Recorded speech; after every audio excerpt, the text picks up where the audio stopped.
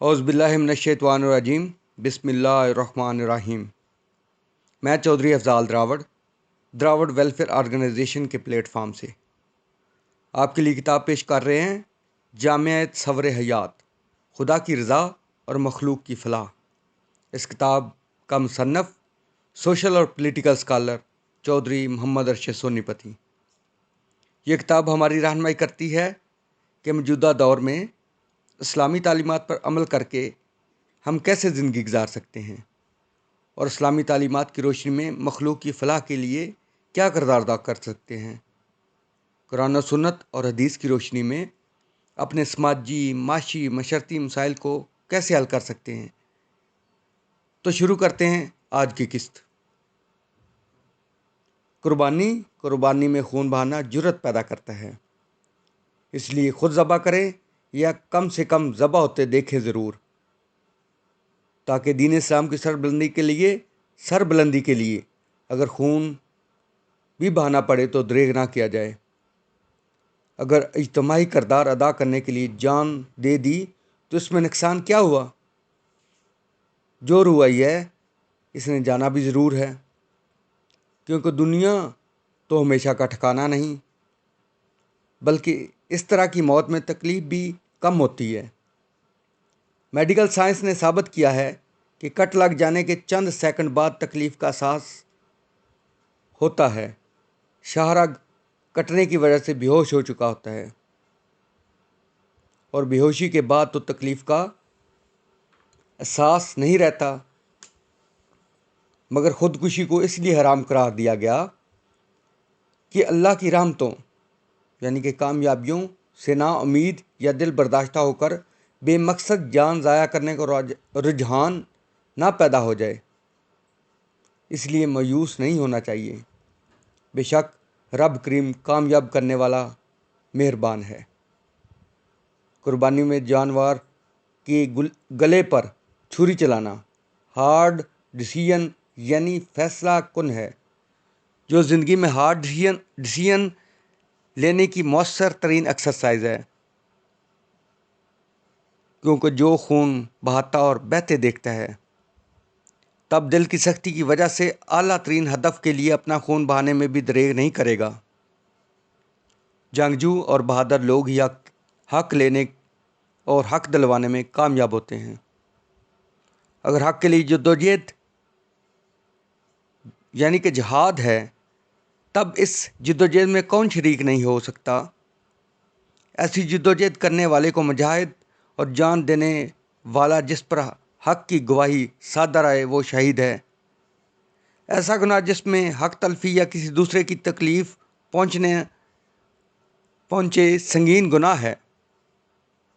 इसकी निस्बत की कि जो इनफरादी नोयत का हो और किसी ख़ास वज़ाक़ता को अपना लेने या ना अपनाने की बिना पर हो।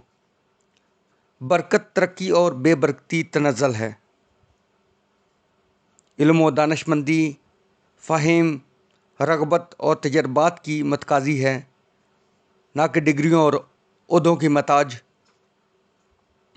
रमज़ान एहसास बेदार करने की एक्सरसाइज है, जबकि एहसास का तकाजा तो पूरे साल के हर दिन का एहसास रखना है, क्योंकि गरीब लोगों की ईद तो पेट भरने और बीवी बच्चों का पेट पालने पर मौकूफ़ होती है। इसके अलावा तो ईद खुशियों की बजाय परेशान करने आती है। अखलास ये है कि इंसान अपनी नेकियां भी इस तरह छुपाए जैसे वो अपने गुनाह छुपाता है। खूबसूरती की कमी को अखलास पूरा कर सकता है, मगर अखलाकी कमी को खूबसूरती पूरा नहीं कर सकती। कोशिश करो ज़िंदगी का हर लम्हा हर किसी के साथ अच्छा गुजरे, क्योंकि ज़िंदगी नहीं रहती, इंसानी यादें हमेशा रहती हैं। अगर किसी अमल को माशरे में बुराई ना माना जाता और वो अमल हो भी फितरी असूलों के तहत, तब वो अमल गुनाह नहीं रहता। नसीब या तकदीर नाम है नतीजे का, और रब्बे ताला की तरफ से नतीजे पर कोई एतराज़ नहीं बनता। ज़रूरियात के एतबार से तो सब इंसान बराबर हैं, और मज़हब اخلاقیات پیدا کرنے کے مراکز ہیں، جس میں مرکز کو اپنا کر اخلاقیات حاصل کر لیے جائیں، درست ہے، کیونکہ دوسروں کو فائدہ تو اچھے اخلاق سے ہی ہوتا ہے، مذہب سے نہیں ہوتا۔ بول بچن اور برتاؤ کا نام اخلاق ہے۔ اگر اچھا ہو تو اخلاق حسنہ، اور اگر اچھا نہ ہو تو اخلاق رذیلہ کہلاتا ہے۔ شیطان نفس یعنی کہ ذاتی خواہشات پر اکسانے والی حس کا نام ہے۔ مجھے انسانی تاریخ میں ڈھونڈنے سے کوئی واقعہ نہیں ملا کہ کسی نے انسانیت کی فلاح کے نظریے کے تحت جان، مال اور وقت کی قربانی دی ہو اور وہ گھاٹے میں رہا ہو، بلکہ ایسا بھی نہیں ہوا کہ اچھے کام کا اچھا نتیجہ نہ نکلا ہو اور برے کام کا برا۔ خطبہ حجۃ الوداع وہ بنیادی فطری اصول ہیں جن پر نظام استوار کر کے، یعنی کہ عملی شکل میں لا کر ہی انسانیت کی شرازہ بندی کی جا سکتی ہے۔ شہادت کی آرزو جان گنوا دینے کی نہیں ہوتی، بلکہ با مقصد اجتماعی عمل اور حق کے لیے جان قربان کرنے کے لیے ہوتی ہے۔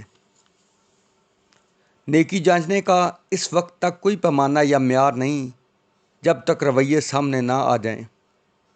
فطرت اللہ وہ اعمال اور افعال جو انسانوں کے نقصان میں نہیں ہوتے، جن کا پرچار تمام انبیاء اور آسمانی کتابوں نے کیا، فطرت اللہ ہیں۔